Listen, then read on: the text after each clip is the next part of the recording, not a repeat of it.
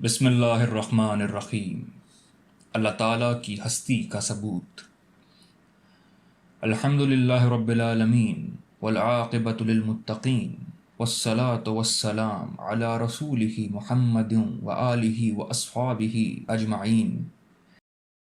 ابتدائے آفرینش سے لے کر آج تک خدا تعالیٰ کی نسبت اقوام عالم کے ایک عام اور عالمگیر عقیدے کی طرف جب ہم خیال کرتے ہیں تو ہمیں خواہ ماننا پڑتا ہے کہ انسان اپنے خالق حقیقی کی اس پوشیدہ اور مخفی ذات کے ساتھ ایک غیب الغیب باطنی رشتے کے ذریعے وابستہ اور مربوط ہے۔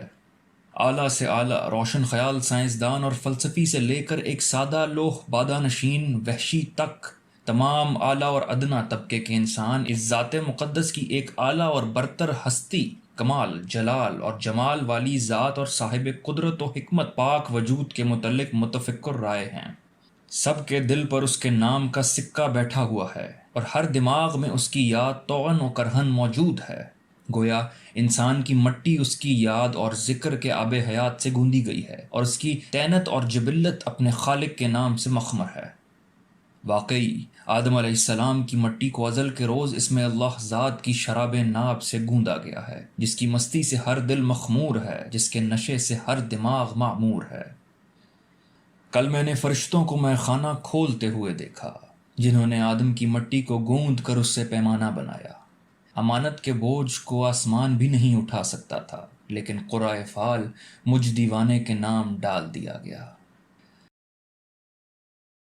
جس فاضل فلسفی نے انسان کو متلاشی حق کا خطاب دیا ہے، واقعی اس کا مبلغ علم انسانی حقیقت کو پوری طرح پا چکا ہے۔ اور کسی شاعر کا یہ مقولہ عدم سے جانب ہستی تلاش یار میں آئے بالکل صحیح ہے۔ غرض اللہ تعالیٰ واجب الوجود کی ہستی کا عقیدہ اس قدر عام، فطرتی اور عالمگیر ہے کہ اس عقیدے کے منکر کو اگر ایک قسم کا خبطی اور جنونی کہا جاوے تو بے جا نہ ہوگا۔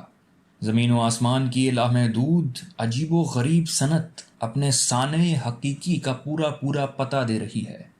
کائنات عالم کا یہ منظم کارخانہ اپنے ازلی کاریگر کو پکار کر بتا رہا ہے۔ جب ہم اس کارخانہ کائنات پر نگاہ ڈالتے ہیں تو اس کے تمام اصولوں کو کمال علم اور حکمت پر مبنی پاتے ہیں۔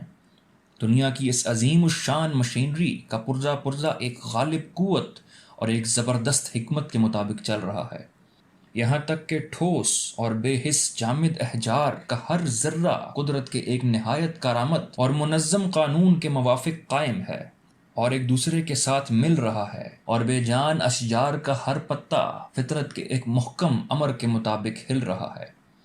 قدرت کے اس بے قصور نظم و نسق اور فطرت کے اس بے فطور فیضان کو دیکھ کر ہر دانا دل اس حکیم اور علیم ذات والا صفات کے ماننے پر مجبور ہے، اور ہر بینا آنکھ اس صانع حقیقی کے جمال لازوال سے مسحور ہے۔ دانا آدمی کی نگاہ میں سبز درختوں کا ہر پتا معرفت الہی کے دفتر کا ورق ہے۔ اللہ تعالیٰ کی اس عجیب و غریب صنعت میں اس قدر حیرت انگیز نظم و نسق اور بے عیب تسلسل کو دیکھ کر انسانی عقل کمال حیرت و استجاب میں کھو جاتی ہے، اور فہم و قیاس عاجز اور دنگ رہ جاتے ہیں۔ کہیں ذرہ برابر غلطی معلوم نہیں ہوتی، کہیں بد نظمی کا شائبہ تک نظر نہیں آتا، ایک لمحہ کے لیے بھی تربیت اور نگہبانی سے غفلت اور تساہل واقع نہیں ہوتا۔ کس قدر مکمل اور محکم انتظام ہے، کتنا قوی اور زبردست اہتمام ہے۔ دیکھنے والی آنکھ نہیں، ورنہ اس چلمن میں سے وہ صانع حقیقی جھانک رہا ہے۔ دانا اور شنوا دل نہیں، ورنہ وہ ذات بے ہمتا نقاب کثرت اٹھا کر توحید کے نغمے سنا رہا ہے۔ پس پردہ میرا ایک محبوب ہے، جس کے چہرے کا حسن پردے ہی کا مستحق ہے۔ ساری کائنات ایک منقش پردہ ہے، اور اس دنیا کی اشیاء اس پردے کے نقش و نگار ہیں۔ اس پردے ہی نے مجھے تجھ سے جدا کر رکھا ہے، اور پردے کا تقاضا بھی یہی ہے۔ میں کہتا ہوں کہ ہمارے درمیان جدائی نہیں ہو سکتی اس پردے کے چھا جانے سے، یعنی میں سمجھتا ہوں کہ اس پردے کا چھا جانا ہمارے درمیان جدائی کا موجب نہیں ہو سکتا۔ ایک دفعہ ایک اونٹوں کے چرانے والے جنگل کے بادانشین سے کسی شخص نے اللہ تعالیٰ کی ہستی کی بابت سوال کیا کہ تو اللہ تعالیٰ کو کس طرح پہچانتا ہے؟ تو اس نے کیا عمدہ جواب دیا، یعنی جنگل میں اونٹ کا گوبر اونٹ کے وجود پر دلالت کرتا ہے، زمین پر قدموں کے نشانات سے کسی چلنے والے کا پتہ لگتا ہے، تو کیا یہ زمین و آسمان اپنے خالق اور صانع حق سبحان کا پتہ نہیں دیتے؟ ابھی اس راہ سے کوئی گیا ہے، کہے دیتی ہے شوخی نقش پا کی۔ اس سلسلہ آب و گل کا ذرہ ذرہ اس آفتاب عالم تاب کے انوار سے زندہ اور تابندہ ہے، اور اس کائنات کا آئینہ حق نما اس کے عکس انوار جلال و جمال سے درخشندہ ہے۔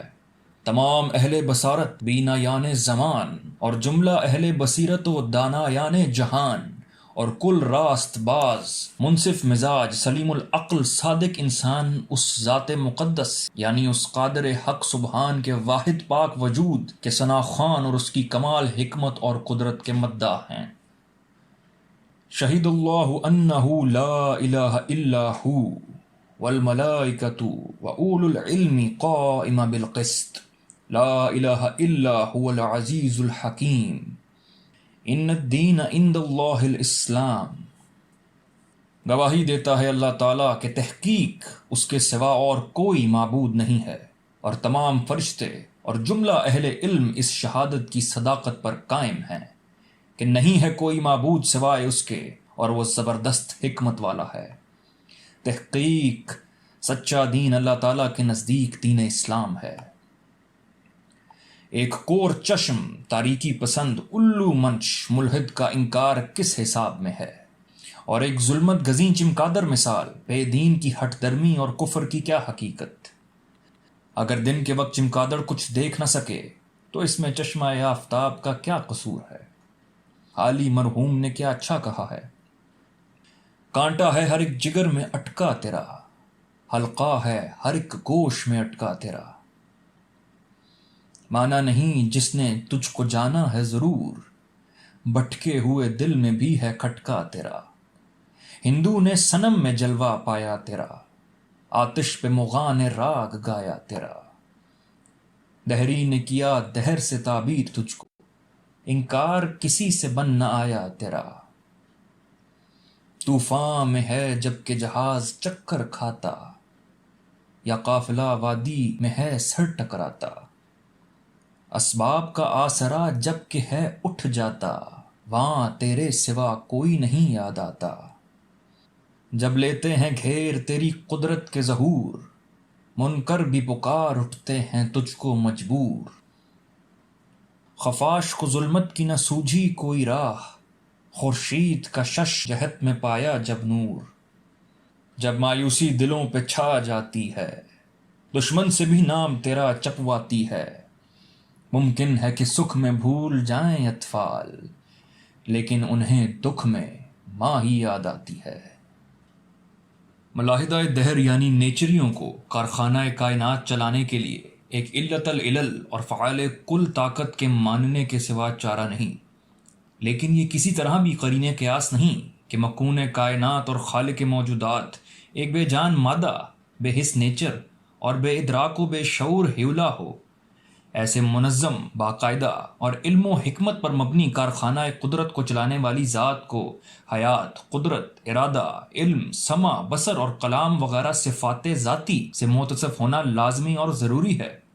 بے جان ہیولا، بے حس ایتھر اور بے شعور مادے کا یہ کام ہرگز نہیں ہو سکتا۔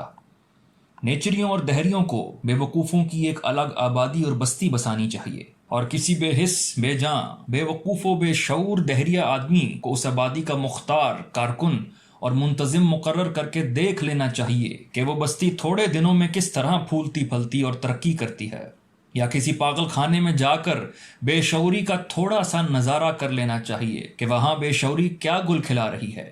اگر ایک لحظہ کے لیے بھی اس پر سے ذی شعور اور صاحب عقل انسانوں کی نگرانی اور حفاظت اٹھا دی جائے تو دیکھیں کیا طوفان بدتمیزی بھرپا ہوتا ہے۔ دنیا کے تمام کارخانوں، فرموں اور مشینوں کو دیکھو، اور حکومت اور سلطنت کی جملہ محکموں اور شعبوں پر غور کرو۔ غرض اس آباد دنیا کی کسی شے، کسی کام اور شعبے پر دھیان کرو، سب کے سب علم، شعور، قدرت اور حکمت وغیرہ صفات کے زیر اثر مرتب اور تیار ہوئے ہوں گے اور انہی صفات کی حفاظت اور نگرانی میں چل رہے ہوں گے۔ جز سے کل کا قیاس کیا جاتا ہے۔ کیا یہ ممکن ہے کہ کائنات عالم کا یہ عظیم الشان کارخانہ، جس کے ایک گوشے میں آفتاب چراغ کی طرح جل رہا ہے اور جس کا ہر پرزہ علم اور حکمت سے چل رہا ہے، اس کے ہر معمولی جز پر تو ذی عقل و ہوش اور صاحب علم و حکمت ملازم موکل مسلط ہوں، لیکن یہ کل کارخانہ کائنات بدیں عظمت و وسعت بغیر کاریگر اور نگران کے خود بخود قائم اور چل رہا ہو؟ حضرت امام اعظم نے ایک دہری کو دوران مناظرہ میں اس ایک ہی دلیل سے ساکت اور لاجواب کر دیا تھا۔ چنانچہ آپ نے فرمایا کہ اگر فرض کرو ایک بڑی جھیل ہو اور اس میں ایک کشتی چھوڑ دی جائے تو کیا وہ خود بخود بغیر کسی چلانے والے کے ایک مقررہ وقت پر ایک مخصوص مقام پر آیا کرے گی؟ تو اس دہریے نے کہا کہ یہ ہرگز ممکن نہیں۔ اس پر آپ نے فرمایا کہ فضائے آسمانی کی اس بڑی وسیع نیلنگوں جھیل میں سورج اور چاند کیوں کر بغیر چلانے والے کے ابتدا سے آج تک روز مرہ وقت مقررہ پر ایک متعین مقام سے نکل کر ایک خاص مستقر اور مخصوص مقام پر جا کر غروب ہوتے ہیں۔ وَالشَّمْسُ تَجْرِي لِمُسْتَقَرٍّ لَهَا ذَلِكَ تَقْدِيرُ الْعَزِيزِ الْعَلِيمِ وَالْقَمَرَ قَدَّرْنَاهُ مَنَازِلَ حَتَّى عَادَ كَالْعُرْجُونِ الْقَدِيمِ لَا شَمْسُ يَنبَغِي لَهَا أَن تُدْرِكَ الْقَمَرَ وَلَا اللَّيْلُ سَابِقُ النَّهَارِ وَكُلٌّ فِي فَلَكٍ يَسْبَحُونَ۔ اور دیکھو کہ سورج ایک خاص مستقر اور معین رستے پر چل رہا ہے۔ یہ تو خدا غالب اور دانا کا مقرر کیا ہوا اندازہ ہے، اور اسی طرح چاند کی بھی ہم نے منزلیں مقرر کر دی ہیں، یہاں تک کہ وہ کھٹتے کھٹتے کھجور کی پرانی شاخ کی طرح ہو جاتا ہے۔ نہ تو سورج سے ہو سکتا ہے کہ وہ اپنی دوڑ میں چاند کو جا پکڑے، اور نہ رات دن سے پہلے آ سکتی ہے، اور سب مقررہ دائرے اور اندازے میں پھر رہے ہیں۔ سو حضرت امام اعظم کی اس مسکت دلیل سے دہری نادم اور تائب ہو گیا۔